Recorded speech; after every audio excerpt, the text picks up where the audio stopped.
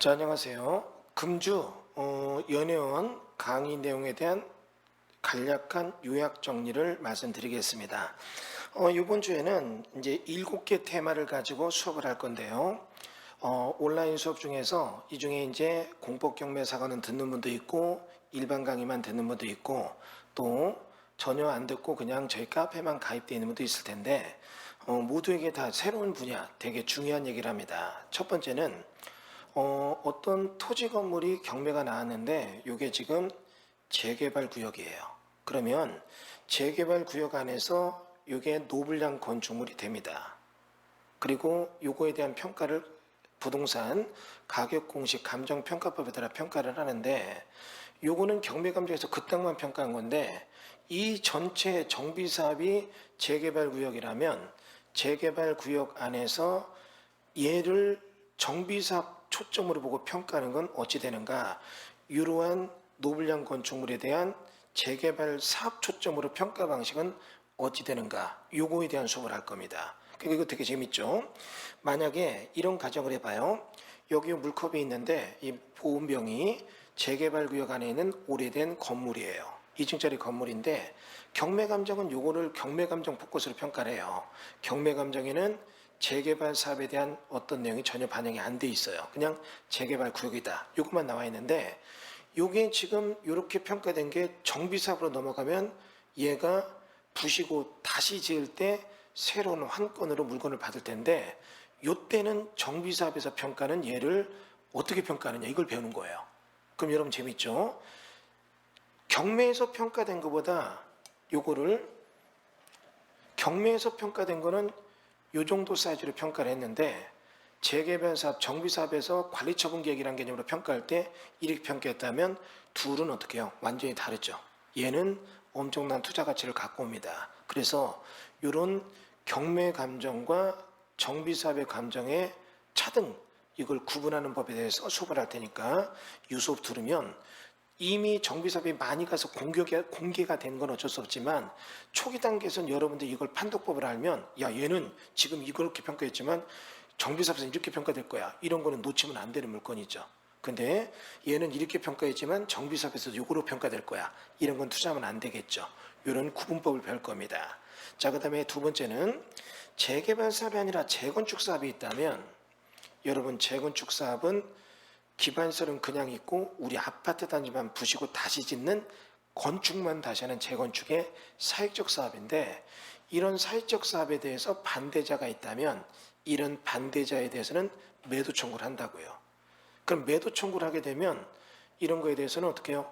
조합이 이거를 강제 판결로 사게 되는데 여러분이 이런 정비구역에서 재건축 반대자에 대한 얘기가 나올 때 요거를 어떻게 처리하는가 플로를 보게 되면 이런 물건이 딱 경매 나올 때 조심하라고 얘기했잖아요. 내가 보면 이건 재건축에 반대하는 사람 겁니다. 이거는 청산됩니다. 그러면 과연 이게 청산으로 끝나는가? 아니면 내가 이거를 폐자 부활전으로 낙차로 다시 조합원에 넣을 수 있는가 없는가? 이런 거에 대해서 이 절차를 보게 되면 경매에서 조합원에 동의하지 않은 조합 설립에 동의하지 않은 재건축 안의 물건 등이 있을 때 많이 있었거든요. 저쪽 의왕내순동에도 재건축에 반대했던 물건이에요. 반대자의 물건이 경매가 나왔어요. 왜? 망해서 도망갔으니까. 이게 경매 나올 때 조합 설립에 동의 못했죠. 그럼 얘는 청산인데 요거 받은 사람 중에 2명이 받았는데 한 명은 박살났고 청산돼서 손해 많이 봤어요. 한 명은 재빨리 이거를 돌려서 조합 안에 넣습니다. 도대체 조합 안에 넣을 수 있는 조건과 안 넣을 수 없는 조건은 무엇인가? 이런 거에 대한 수업을 할 테니까 그 수업 꼭 들어주세요.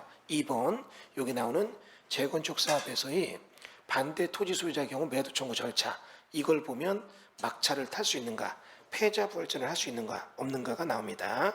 자, 그 다음에 다시 세 번째는 주택법에서 사업계획 승인 부진에 아파트 80% 권원 확보하고 20%의 잔여지가 있다면 이런 거에 대한 매도 청구 절차가 나오는데 이런 매도 청구에 대한 절차에서도 보이지 않는 틈새가 있고 이 틈새를 잘 이용하면 내가 20% 미만 땅 주인이 됐다 하더라도 매도 청구 10년 미만 보유자라도 매도 청구에 대해서 상대방을 압박해서 돈을 벌 수 있는 노하우가 공개됩니다. 그러니까 이런 것들을 놓치지 말고 꼭 수업 들어주시기 바랍니다.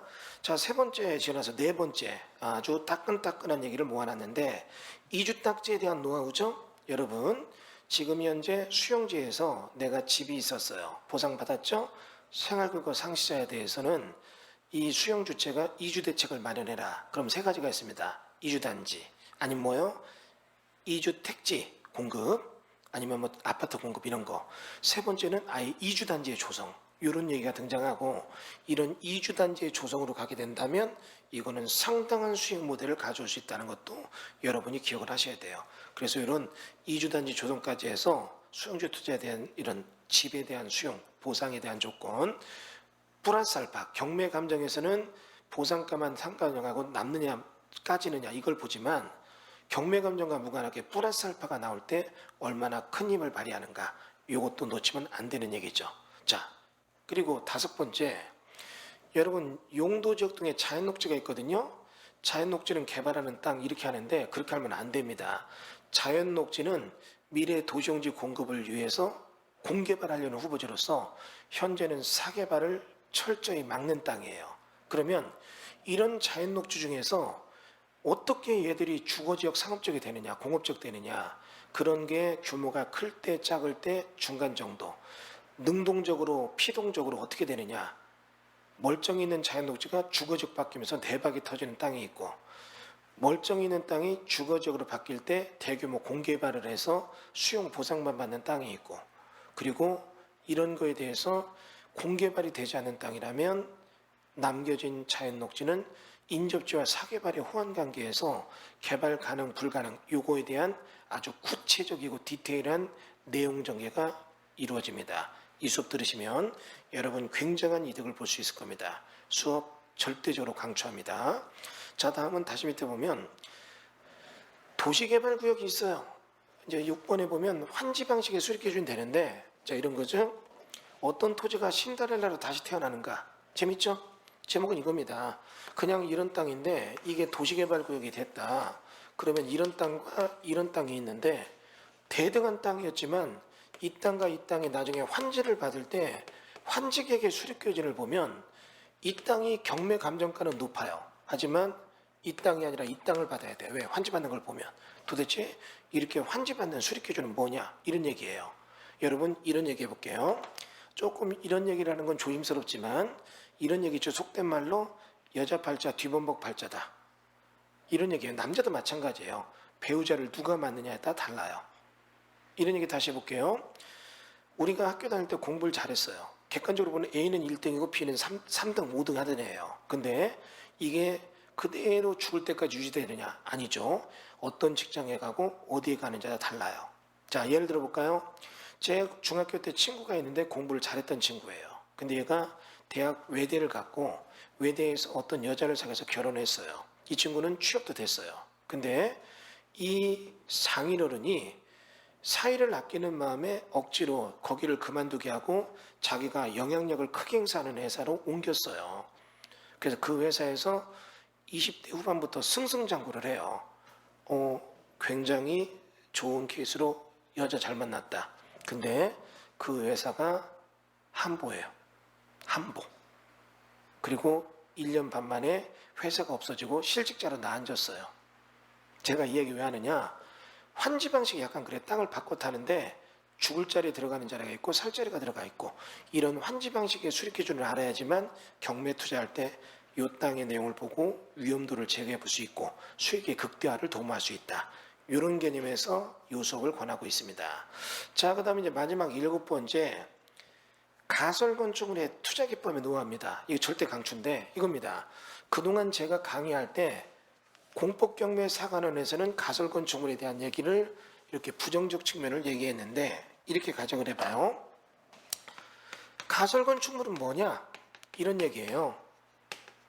아파트 모델하우스처럼 한시적으로 짓는 건물이에요. 그런데 이런 가설건축물은 허가 대상과 신고 대상으로 나뉩니다.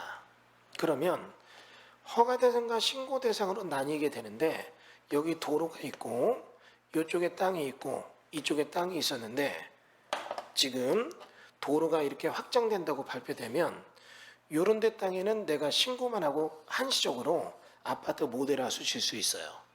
이거는 언젠가 부지권을 예견하고 진 거예요. 근데 도시계획설 부지는 단계별 집행계획이 수립되는 거에 따라서 여기다도 가설 건축물을 질 수 있어요.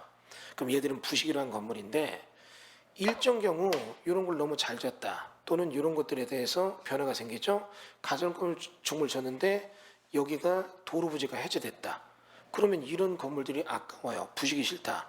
그럼 이런 것들을 정식 건물로 바꿀 수 있느냐 없느냐, 즉 우리가 생각하는 일반적 건물로 바꿀 수 있느냐 없느냐, 이런 거에 대해서 가능 불가능에 따라서 투자의 노하우가 달라지죠.